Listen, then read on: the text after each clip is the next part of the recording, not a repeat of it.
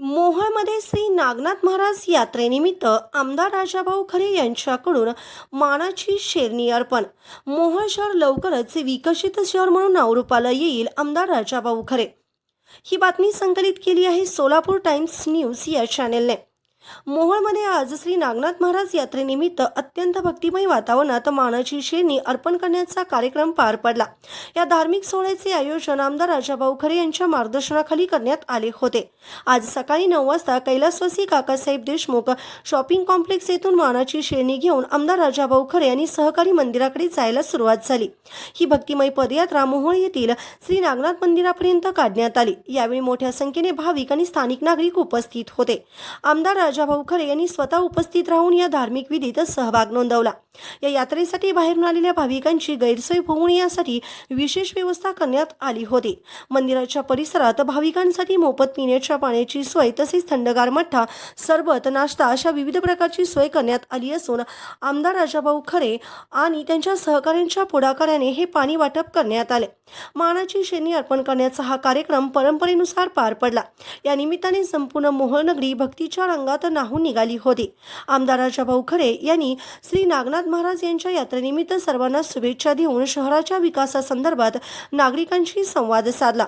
मोहोळला विकसित शहर म्हणून ओळखलं जाईल याची ग्वाही त्यांनी याप्रसंगी दिली.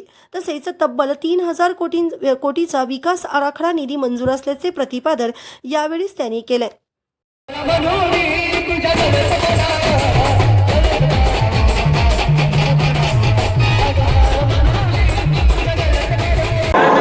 निधी उपलब्ध करून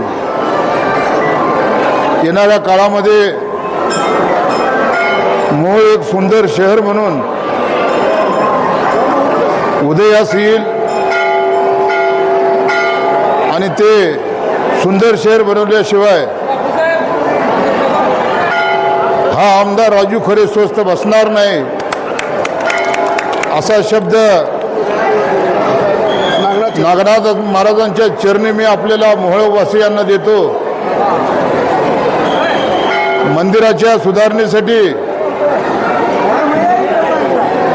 मंदिर समितीची जी पंच कमिटी आहे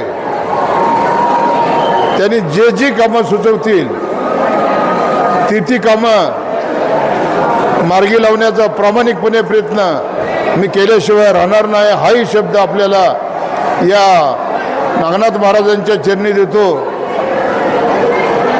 आज तालुक्यामधून, जिल्ह्यामधून आणि बाहेरगावी असणाऱ्या मुंबई असतील, पुणे असतील, जिथं जिथं आपल्या मुली दिल्या होत्या तिथली मुली आज आपल्या माहेरी नागनाथ महाराजांच्या चरणी विलीन होण्यासाठी आलेले आहेत. जे बी काही कामगार आपले जे जगण्यासाठी पुण्या, मुंबईला, मराठवाड्यामध्ये गेलेले आहेत ते सुद्धा आज नागनाथ महाराजांच्या चरणी आपल्या गावाकडे आलेले आहेत. त्या सर्व मोहोळ तालुक्यातील नागनाथ महाराज प्रेमी जनतेला या यात्रेच्या निमित्तानं मी हार्दिक शुभेच्छा देतो. आणि अधिक न बोलता नगरपालिकेला त्याचं टेंडर काढायला सांगितलेलं आहे. लवकरच त्याचं टेंडर निघेल आणि ते 15 लाख रुपये आपण सौर ऊर्जेसाठी आपल्या मंदिरासाठी ते कामही लवकरात लवकर पूर्ण करण्याची जबाबदारी आमदार म्हणून माझी असेल. आपण सांगितलेले रस्ते मी निश्चितपणानं आपल्याला सांगतो. मी बोलताना मग सांगितलं ते काय विकसित शहर मोहोळ शहर हे येणाऱ्या काळामध्ये उदयास येईल आणि त्याच्यासाठी या शहराचा तब्बल 3000 कोटी रुपयाचा DP प्लॅन आदरणीय राज्याचे उपमुख्यमंत्री नगरविकास मंत्री आदरणीय एकनाथ शिंदे साहेबांकडून तो मी मंजूर करून आणला. त्याच्या हरकती घेऊन तो DP प्लॅन आता मुंबईला गेलेला आहे आणि त्याच्यावर अंतिम स्वाक्षरी झाल्यानंतरनं येणाऱ्या काळामध्ये जे रस्ते असतील त्या रस्त्याला DP प्लॅनप्रमाणे पैसा दिला जातो. आपल्या शहराचा DP प्लॅन 2011ला गेलेला होता, परंतु 2024पर्यंत तो आपला DP प्लॅन मंजूर झाला नाही. का झाला नाही हे माझ्या आमदाराला विचारा. आणि मग मी 24ला आमदार झालो त्यावेळेला शिंदे साहेबाच्या मागे लागून त्या आपल्या मोहोळ शहराचा DP प्लॅन मंजूर केला.